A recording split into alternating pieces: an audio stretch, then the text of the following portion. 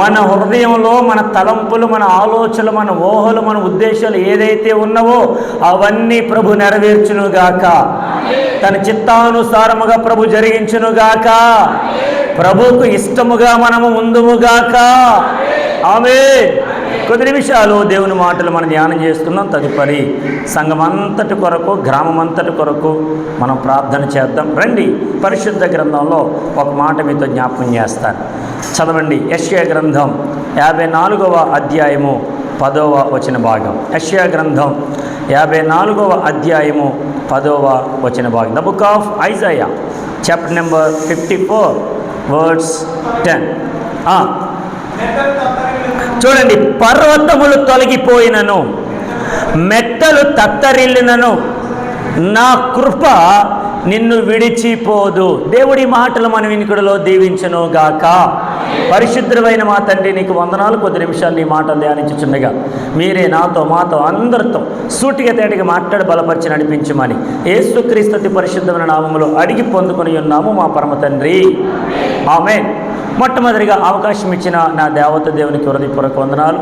రెండవదిగా చేరుకుడు వచ్చిన మీ అందరికీ, అలాగే సంఘ పెద్దలకు, వారి కుటుంబాలకి ప్రత్యేకమైనటువంటి వందనాలు ప్రభు పక్షంగా మీ అందరికీ తెలియజేస్తున్నాను. అందరికి వందనాలండి. అందరూ బాగున్నారా? ఎప్పుడు ఆదివారం నాడు కలిసాం, మరలు ఇప్పుడు కలిసాం. దేవునికి స్తోత్రం.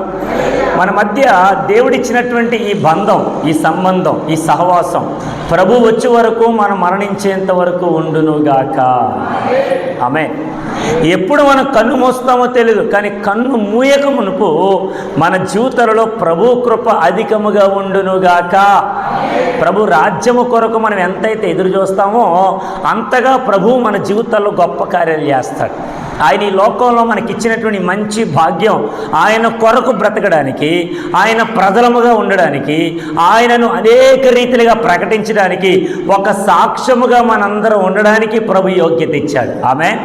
కాబట్టి రండి, దేవుని వాక్యంలో రాయబడినటువంటి మాట చూడండి. ఇదిగో యెషయా గ్రంథం 54వ అధ్యాయము 10వ చరణంలో రాయబడిన మాట ఏంటంటే, ఇదిగో పర్వతములు తొలగిపోయినను, మెట్టలు తత్తరిల్లినను, నా కృప నిన్ను ఎన్నటికీ విడిచిపోదు. దేవునికి స్తోత్రం.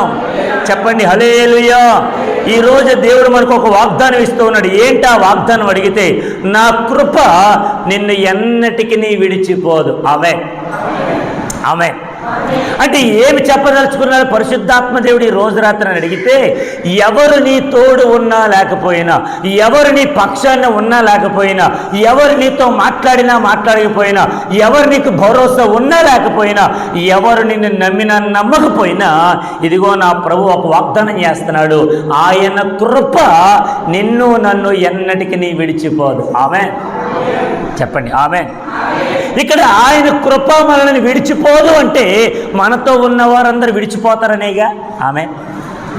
మనం సంపాదించుకున్న డబ్బు కావచ్చు, ఆస్తులు కావచ్చు, సంపాదన కావచ్చు, బంధువులు కావచ్చు, గొప్పవారు కావచ్చు, రక్త సంబంధికులు కావచ్చు, మన స్నేహితులు కావచ్చు, ప్రాణ స్నేహితులు కావచ్చు, అందరూ మనల్ని విడిచిపోతారు. హల్లెలూయా. మరి మనల్ని విడిచిపోనిది ఏదైనా ఉంది అని అడిగితే అది ఏంటి అని ఆలోచన చేస్తే దేవుని కృప మాత్రమే. ఆమేన్. చెప్పండి ఆమేన్. ఇప్పుడు మీరు అడగచ్చు, అయ్యా మరి కృప విడిచిపోదంటున్నారు కదా, అసలు కృప అంటే ఏంటి? అంతే కదండి. అసలు కృప అంటే ఏంటి? మనం అంటాం, దేవుని కృప మీకు కలుగుని గాక, దేవుడు మీకు తోడై ఉండుని గాక, దేవుడు మిమ్మల్ని దీవించుని గాక, దేవుడు మిమ్మల్ని ఆశీర్వదించుని గాక, దేవుడు మీకు భరోసా ఇచ్చుని గాక, అనేక రీతిలుగా మనం మాట్లాడుతూ ఉంటాం, ఆశీర్వదిస్తూ ఉంటాం. అసలు కృప అంటే ఏంటి అని అడిగితే, ఏదైతే మనము చేయలేకపోతున్నామో, ఏదైతే పని అప్పగించాడో ఆ పనిని చేయలేని వారుగా ఉంటున్న మనలను, ఏది ఆశించకుండానే మనలను ఉచితంగా ఉంచేటువంటిదే కృప. దేవునికి స్తోత్రం. అంటే మనం ఎన్ని తప్పిదములు చేసిన క్షమించి మనకి ఏ శిక్ష విధించకుండా తన కృప చేత మనకి ఎంతవరకు ఆశనిచ్చాడే, మన బ్రతికించాడే, మనకి ఎంతగానో కృప చూపించాడే, మనల్ని ఎంతవరకు నడిపిస్తూ వచ్చాడే, ఎంతవరకు పోషిస్తూ వచ్చాడే, అదే కృప. ఆమేన్. చెప్పండి ఆమేన్. ఇప్పుడు నేను ఒక యజమానుడి దగ్గర పనిచేస్తున్నానండి. ఒక యజమానుడి దగ్గర పనిచేస్తే నేను ఉచితంగా చేస్తానా, జీతం వరకు చేస్తానా? కొంచెం చెప్పండి. ఒకవేళ జీతం ఇవ్వలేదనుకో యజమానుడు, ఏమంటాను? ఏమంటాను? వేరే నెట్టుకో. నీకు ఉచితంగా చేయాలా, నేను సేవ చేయాలా అనేది ఒక విధమైనటువంటి ఒక మాట నేను మాట్లాడచ్చు. కారణం ఏంటంటే, నన్ను ఇంతకాలం నువ్వు పని చేయించుకున్నావు, నాకు ఏ ఒక్క రూపాయి ఇవ్వలేదు. కానీ దేవుని కృప ఎలాంటిదో తెలుసా? మన చేత ఏ పని చేయించుకోడు కానీ ఉచితంగా మనకు బ్రతుకునిస్తున్నాడు. హల్లెలూయా. ఉచితంగా మనకు ఆశీర్వదించాడు. గొప్ప కృపను మన మీద కుమ్మరించాడు. చదవండి 117వ సంకీర్తన మొదటి వచనంలో, యెహోవా కృప మన ఎడల చెప్పాలి హెచ్చుగా. ఈ రోజున వాతావరణ ఉష్ణోగ్రత చూస్తే ఎండ తీవ్రత ఇంచుమించు 43 డిగ్రీల వరకు ఉందంట. ఎన్ని డిగ్రీలండి? ఎవరైనా జ్వరం వచ్చి మన దగ్గరికి వచ్చారనుకో, హాస్పిటల్కి వెళ్ళగానే వెంటనే టెంపరేచర్ చెక్ చేస్తాం. ఎప్పుడైతే టెంపరేచర్ చెక్ చేసిన తర్వాత ఆ టెంపరేచర్ ఎక్కువగా ఉందండి, అయ్యో ఒళ్ళు కాలిపోతుందండి, అయ్యో మీరు ఇంత తీవ్రంగా ఉన్నారేంటండి, ఇంత బలహీనంగా ఉన్నారేంటండి, ముందు రావాలి కదండి అని ఏ రీతిగా చెప్తామో అంతకంటే తీవ్రమైనటువంటి ఉష్ణోగ్రత మన మీద ఎండ తీవ్రత పడుతున్నప్పటికైనాను ఎవరు ఇవ్వలేనటువంటి గొప్ప ఆరోగ్యమును ఆయుష్ను ప్రభు ఇచ్చాడు. ఆమేన్. అదే కృప. ఆమేన్. ఇప్పుడు ఈ ఆరోగ్యానికి ఎంత డబ్బు ఖర్చు పెట్టుంటాం, ఈ ఆయుష్ కోసం ఎంత డబ్బు ఖర్చు పెట్టుంటాం, ఎంతగా పని చేస్తుంటాం, ఎంతగా డబ్బులు సంపాదించి అయ్యా నాకు ఆరోగ్యం ఇవ్వండి అని ఎంతగా మనం ఒకరి దగ్గరికి వెళ్ళి అడుగుంటాం. ఏ ఒక్కరు ఇవ్వలేనటువంటి ఆరోగ్యం ప్రభువు ఒక్కడే మనకి ఇస్తున్నాడు. మన దగ్గర ఏది ఆశించకుండానే మనకు అనేకమైనటువంటి ఆశీర్వాదాలు ఇస్తున్నాడు. అదే కృప. ఆమేన్. చెప్పండి ఆమేన్. అందుకని ఇక్కడ అంటూ ఉన్నాడు, నా కృప నిన్నెన్నటికీ విడిచిపోదు. ఇప్పుడు కృప అంటే ఏంటంటే యేసుక్రీస్తు ప్రభులు వారు. ఆమేన్. కృప అంటే ఏంటి? యేసుక్రీస్తు వారు. ఎందుకంటే ఆయన మనల్ని విడిచిపోడు. ఆయన మనకు ఆరోగ్యం ఇచ్చి, ఆయుష్నిచ్చి, కృపనిచ్చి, మన జీవితాలలో ఆరిపోతున్న మన జీవితాలను వెలిగించడానికి వచ్చినటువంటి వెలుగైనటువంటి దేవుడు. దేవునికి స్తోత్రం. రండి పరిశుద్ధ గ్రంథంలో కొన్ని మాటలు మనం చదువుకుని ముందుకు వెళ్ళిపోదాం. రండి 2వ కొరింథీయులకు రాసినటువంటి పత్రిక, అపోస్తలుడైన పౌలు కొరింథీయులకు 2వ పత్రిక రాస్తూ ఒక మాట సెలవిస్తూ ఉన్నాడు. చదవండి ఈ 2వ కొరింథీ పత్రికలో 12వ అధ్యాయంలో 9వ వచన భాగం, లేదంటే 7 నుంచి కొన్ని మాటలు. నాకు కలిగిన ప్రత్యక్షతలో 7వ వచనం నుంచి, బహు విశేషముగా ఉన్నందున నేను అత్యధికముగా హెచ్చిపోకుండా నిమిత్తము నాకు శరీరములో ఒక ముళ్ళు, నేను అత్యధికముగా హెచ్చిపోకుండా నిమిత్తము నన్ను నలగొట్టుటకు సాతాను యొక్క దూతగా ఉంచబడింది. 8వ వచనం, అది నా యొద్ద నుండి తొలగిపోవాలని దాని విషయమై ముమ్మారు ప్రభుని వేడుకుంటేని. దేవునికి స్తోత్రం. ఇక్కడ అపోస్తలుడైనటువంటి పౌలకు ఆయన ఉన్నాడండి. ఈయన పరిచర్యలో ఎంత తీవ్రంగా పనిచేశాడంటే, ఎంతగా ప్రభుని నమ్ముకొని ముందుకు సాగిపోయాడంటే, ఎటువంటి క్లిష్టమైన పరిస్థితులు ఎదురైనప్పటికీ ప్రభు సన్నిధాన్ని మాత్రం వదిలిపెట్టలేదు. ఆమేన్. ఆమేన్. సౌలుగా ఉన్నప్పుడు అనేక మందిని హింసించాడేమో, సౌలుగా ఉన్నప్పుడు అనేక మందిని బాధ పెట్టాడేమో, సౌలుగా ఉన్నప్పుడు అనేకమైనటువంటి ఆ ప్రాణాలు తీసాడేమో, కానీ ఎప్పుడైతే ప్రభు చేత పట్టబడ్డాడో, యేసు యొక్క రక్షణ ఎప్పుడైతే పొందుకున్నాడో, పొందినప్పటి నుండి ఆయన తీవ్రమైనటువంటి పరిచర్యలో ఆసక్తి కలిగి ముందుకు సాగిపోతా ఉన్నాడు. దేవునికి స్తోత్రం. మనము కొత్తలో దేవుని నమ్ముకున్నప్పుడు ఎంత భక్తి చేశామో, కొత్తగా ప్రభు రక్షణ పొందుకున్న తర్వాత మన భక్తి అనేక మందికి కనువిప్పుగా, ఒరే యేసు ప్రభు నమ్ముకున్నవారు ఇలా ఉంటారా, యేసు ప్రభుని వెంబడించేవారు ఇలా ఉంటారా, ఆ బైబిల్ పట్టుకోవడం ఏంటి, ప్రార్థన చేయడం ఏంటి, మోకాళ్ళు వేయడం ఏంటి, ఆరాధన చేయడం ఏంటి, చేతులు పైకెత్తడం ఏంటి, ఆ ఆత్మ తీవ్రత ఏంటి అని ఎన్నో రీతిలుగా ప్రభువును కొత్తగా నమ్ముకున్నటువంటి దినాలలో మన భక్తి చూసి, మన ఆసక్తి చూసి ఎంతగానో ఒప్పుకుపోయినటువంటి ప్రజలు ఇప్పుడు మన భక్తిని చూసి రాగలుగుతున్నారా? ఆత్మ తీవ్రత ఉందా? మన కుటుంబం కొరకు ప్రార్థన చేయాలి, సంఘం కొరకు ప్రార్థన చేయాలి, గ్రామం కొరకు ప్రార్థన చేయాలి, పట్టణం కొరకు ప్రార్థన చేయాలి. వీరందరి యొక్క మార్పు కొరకు నేను ఎంతగానో దేవుని సన్నిధానంలో నేను గోజారుతాను, ప్రభు కాళ్ళు పట్టుకుంటాను, పాదాలు పట్టుకుంటాను, ప్రార్థన చేస్తాను అనేటువంటి విధానంలో మన భక్తి కొనసాగుతుందా?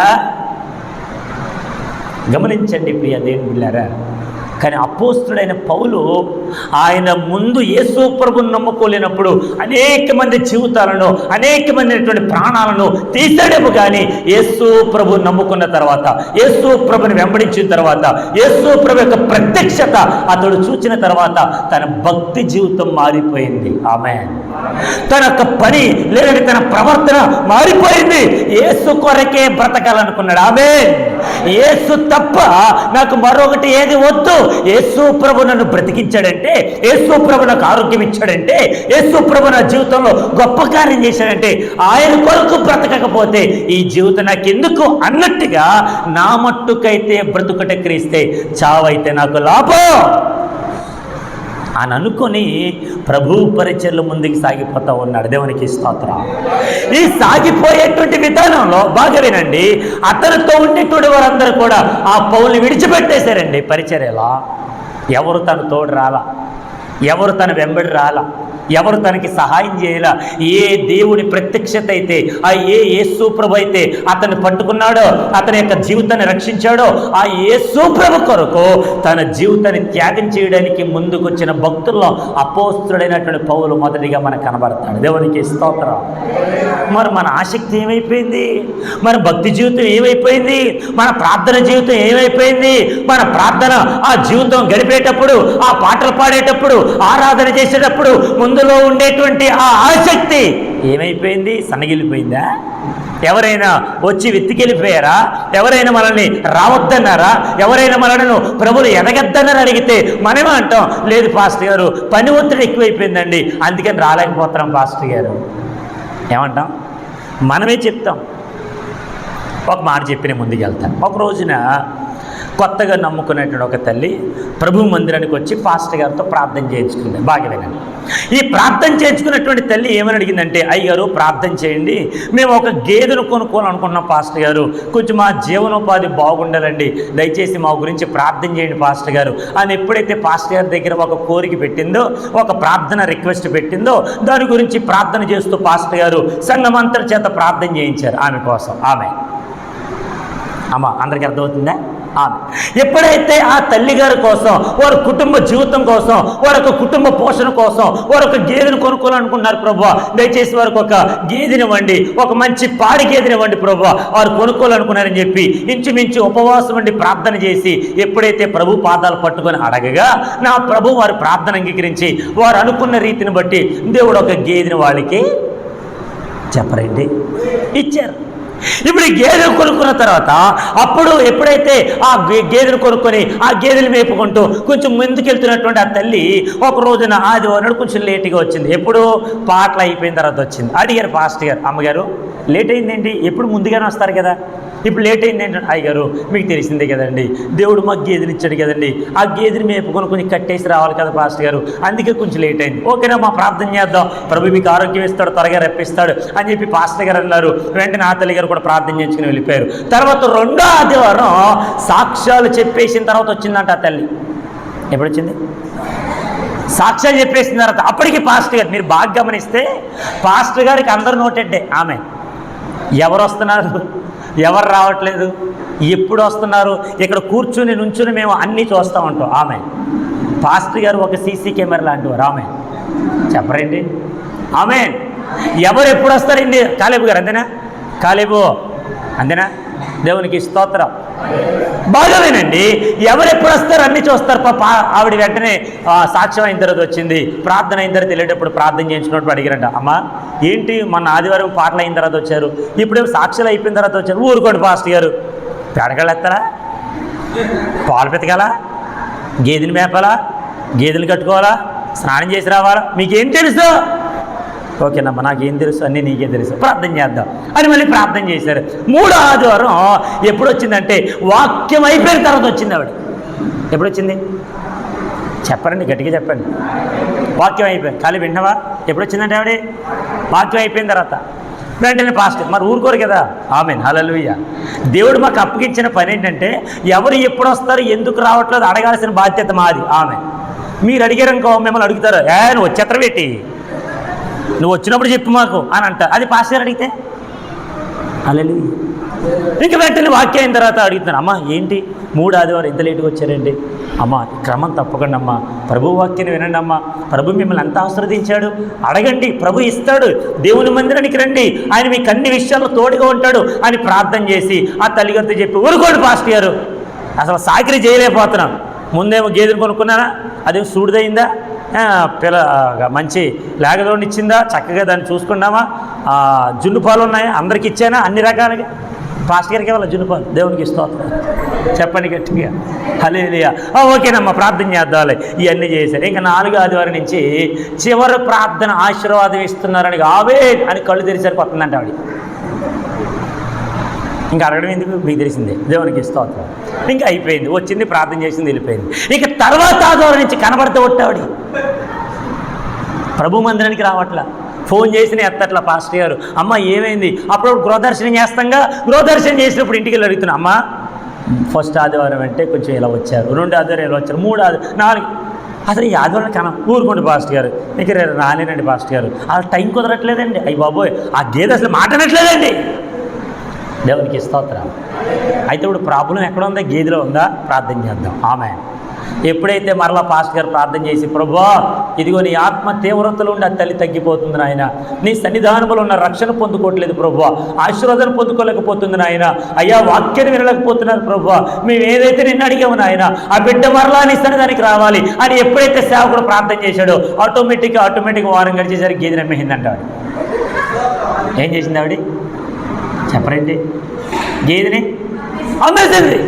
వెంటనే ఇంకా ఆ తర్వాత ఆదివారం అందరికంటే ముందుగా ఎవరు రాకముందు ఆవిడ సీపు పెట్టుకొని వచ్చి మందిరాన్ని శుభ్రం చేసి, చైర్స్ అన్ని తుడిసి, ఈ పుల్పిటిని తుడిసి, పాస్టర్ గారు వచ్చేసరికి ఆవిడ చక్కగా రెడీ అయ్యి ప్రార్థనలో ఉందంట. దేవునికి స్తోత్రం చెప్పండి, హల్లెలూయా.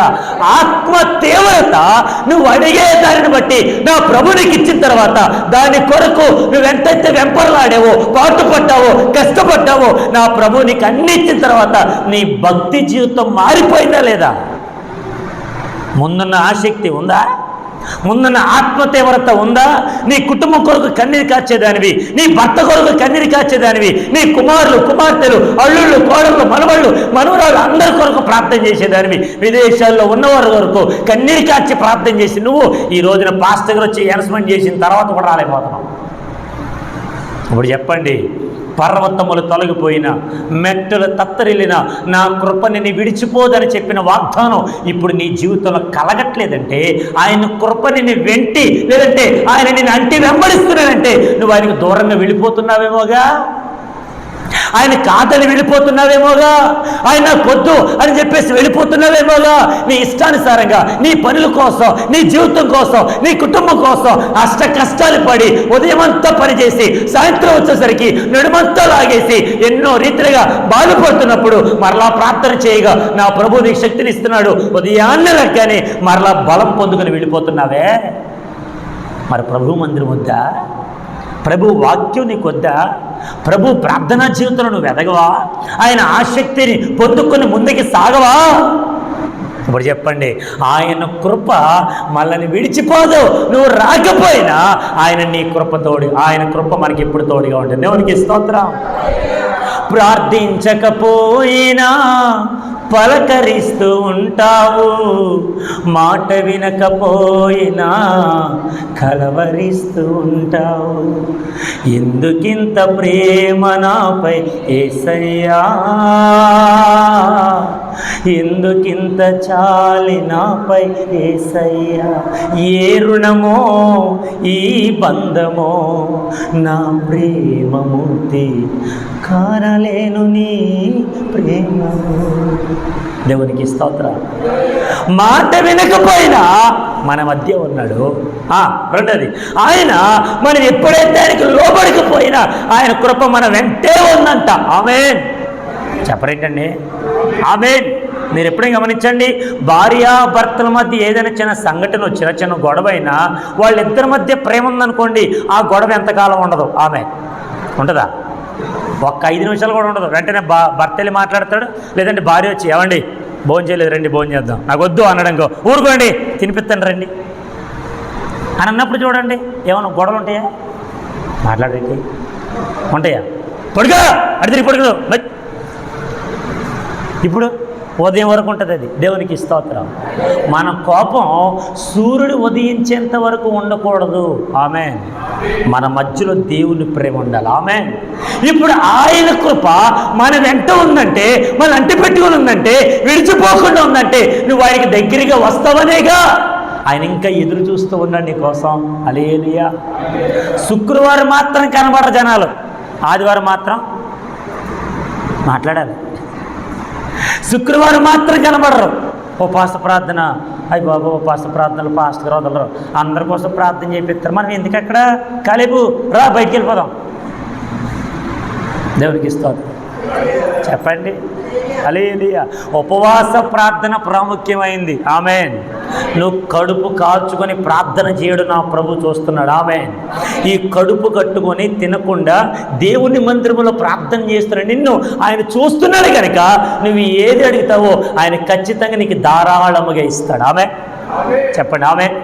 ఇప్పుడు మనం మందిరం కొరకు ప్రార్థన చేస్తా ఉన్నాం.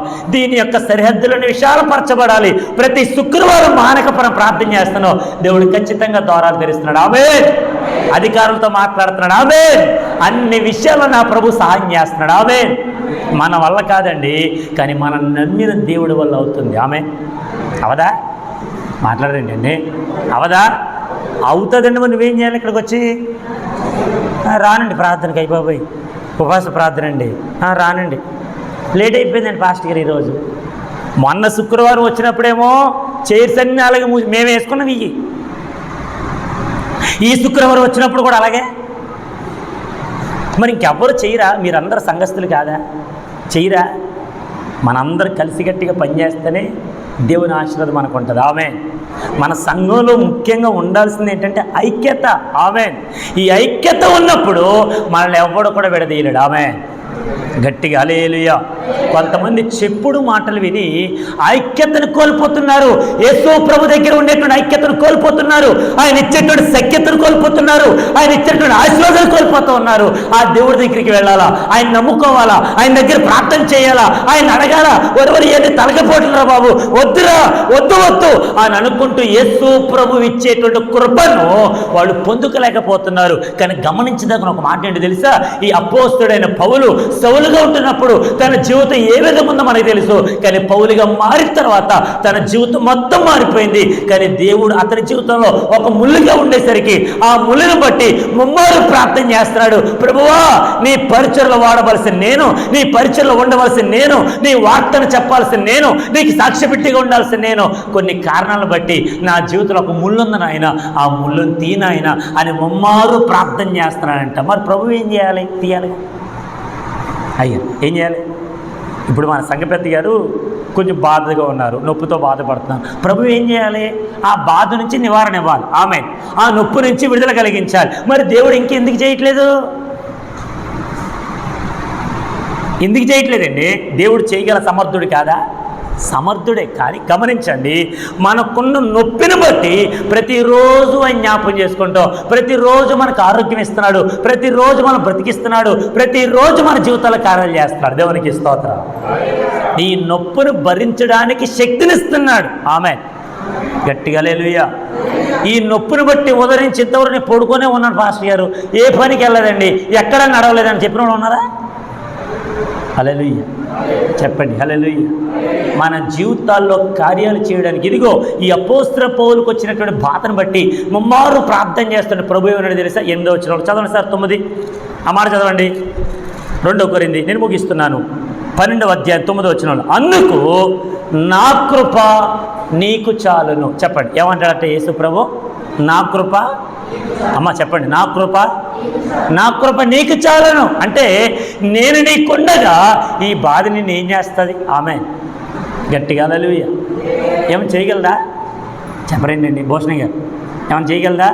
పాప 2 వారాల నుంచి ఎంతో బాధపడ్డారు, ప్రార్థన చేస్తాం, దేవుడు ఆరోగ్యం ఇచ్చాడు. ఆమేన్.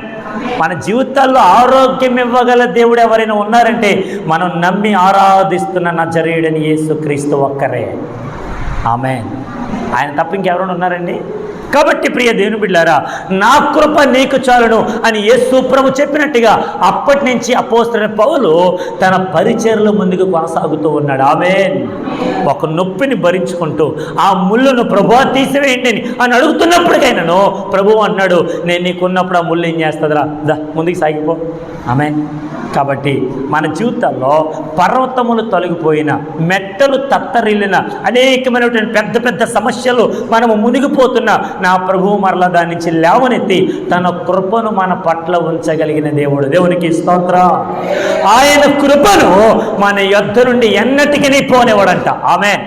కాబట్టి కృపనిచ్చేటువంటి యేసు ప్రభు వైపు చేతులు చాచి అడిగేదాం, ప్రభువా నా తోడిని ఉన్నావు, నన్ను రక్షించావు, నాకు ఆరోగ్యం ఇచ్చావు, నీ పరిచయం నన్ను వాడుకోండి అయ్యా, నా కుటుంబాన్ని నడిపించండి అయ్యా, నా గ్రామాన్ని మార్చండి అయ్యా, మా సంఘ బిడ్డలు మార్చండి అయ్యా, సంఘ సరిహద్దులు విశాలపరచండి అయ్యా అని ఒక చిన్న ప్రార్థన మనం చేయగలిగితే నా ప్రభు ఖచ్చితంగా మనం ఆశీర్వదిస్తాడు. అట్టి కృప, అట్టి ఆశీర్వాదం ప్రభు మన జీవితాలు అందరిలో అనుగ్రహించునుగాక, మన గ్రామాన్ని మార్చునుగాక, మన ప్రాంత వాసులందరినీ మార్చునుగాక, సంఘ బిడ్డలందరినీ ఐక్యపరచునుగాక, బలహీనులకు బలమిచ్చునుగాక, ప్రతి అవసరత యేసు నామములో తీర్చబడునుగాక.